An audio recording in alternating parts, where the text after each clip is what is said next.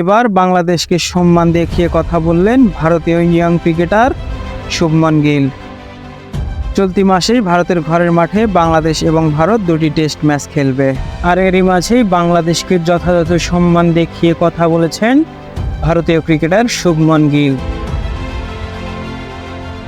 শুভমন গিল বাংলাদেশের উদ্দেশ্যে বলেন, গত 2 মাসে বাংলাদেশ যেরকম খেলেছে, বিশেষ করে পাকিস্তান সিরিজে, তা এক কথায় অসাধারণ। বাংলাদেশের পেস বোলার এবং মিডল অর্ডার ব্যাটসম্যানরা যেভাবে চাপ সামলে খেলেছেন সেটাকে কোনোভাবেই ছোট করে দেখার উপায় নেই। তাই আমার মতে বাংলাদেশ সিরিজ প্রতিদ্বন্দ্বিতামূলক এবং রোমাঞ্চকর হতে চলেছে।